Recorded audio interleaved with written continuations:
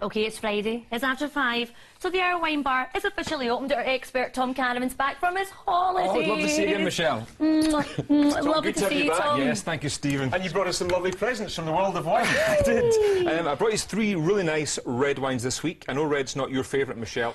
No, it's not, Tom. And, you know, with these wines, it's always good to kind of keep a picture in your mind of what you'd be drinking them with, you know, more than with whites, I think, because most red wines are really food wines. This week, we've been looking at French grapes, by and large, all the way through the series. We've been looking at grapes which originated in France. This week, we're taking a wee hop over the border to Spain.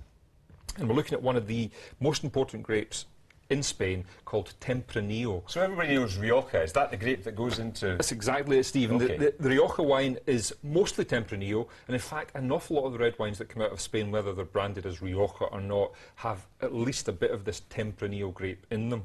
And it's becoming more and more popular around the world. In Australia, they're going crazy for it. They love the grape over there. They're planting a lot of it. There's a lot in California. There's a lot in Argentina. So Tempranillo is something you'll see more and more on the labels of bottles from around the world, but it's also in Rioja. All right, let's introduce people to it. What are we starting with? OK, we're starting with a Spanish one, and this one is the Murviedro Tempranillo from Spain, and it's from Valencia, which is down in the south I like east the of way Spain. you're saying that. I've got a little bit of the Spanish lisp. I'm trying. So this is from Valencia in the south of Spain, and it's made from Tempranillo with a couple other grapes in it. But it's aged in oak barrels. It's like a Rioja, but it's a little bit cheaper. Okay. So this one, if you have a little taste and a sniff of it, lovely, rich kind of berry fruit, I think. Really, really nice blackberry fruits. Yeah, lots of blackberries. That lovely kind of vanilla and smoky quality too from the oak. And this wine, which is in Sainsbury's at £6.99, is on offer till the end of the month at a £5. That's a good Wow. buy. I think £5 for that quality of wine, you know, with that lovely fruit, would go really well with lamb. Would go well with cheeses like cheddar, you know, kind of mature cheddar. So I think just a really good drinking, soft, approachable, but fruity wine. Okay, that it's on delicious. So special that's us offer. done Spain. Where are we off to with the next one? OK, so the next one, we are moving over to Australia, and as I say, they're going crazy for it over there. This is the Rattenbully, which is the region of Australia, a little vineyard in Australia.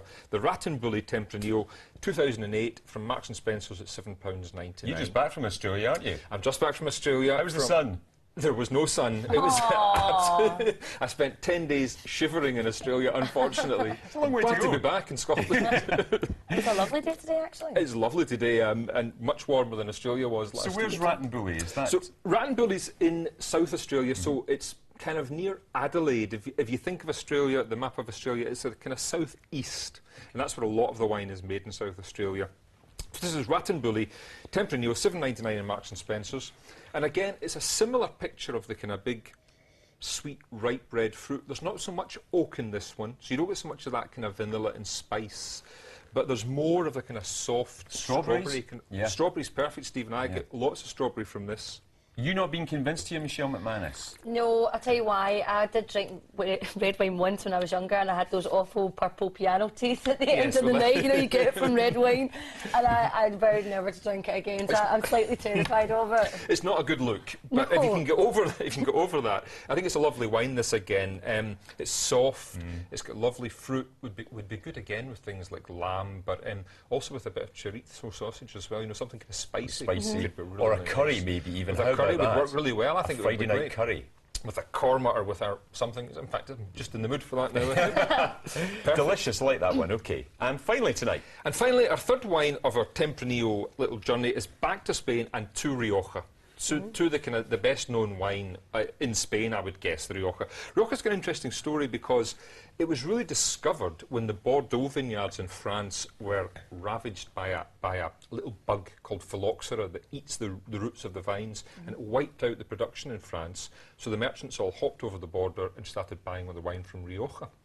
So that's why we have this big industry in Rioja of making these wines. Again, the Tempranillo grape, aged in oak barrels. This is the Bodegas Altanza, Rioja Crianza. The Crianza bit means it's just not had that long in oak, not as much as a Reserva, just a little while in oak. And it's £10.05 from an Edinburgh merchant called Lat du Van, who are also got on the web. You'll see it on our website. There's a link to them. You'll find it. You often tell us, you know, £7-8 is what you should be spending, Tom, to get a decent bottle of wine. That's £3 over that. Worth the extra money? I think so. You know what this wine has, apart from the lovely fruit, that kind of black cherry, kind of nice fruit. You're right, Michelle. Strong, even from our standards. Apart from that, it's got structure too. Now, this thing's structure, it sounds a bit, you know, kind of fancy, but really all it means is it's got lovely tannins, would be really nice with food, and also this is one that you can cellar for 5 years, 10 years maybe even, and it'll just get better and better and better. So again, that's what you pay the extra few pounds for. And matching it with food, what would be good with this one? With Rioja, well, lamb's always the banker for Rioja. If you go to Rioja, they'll often do a lovely grilled lamb, you know, from the char grill with this grape. And I think this would be lovely with lamb. Anything with wild mushrooms in it, because it's got a nice kind of softness to it.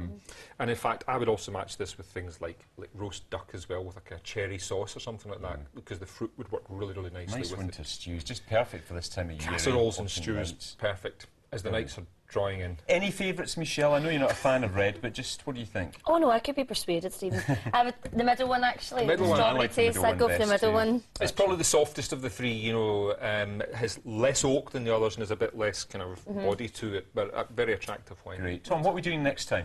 Next week we're going on to whites again, and it's a grape called Chenin Blanc, which is big in France, big in South Africa, and we've got wines from both of those places next week. Tom, good to have you back with Yes, us. We'll lovely see you to see you. then. We'll see you next week. Fantastic.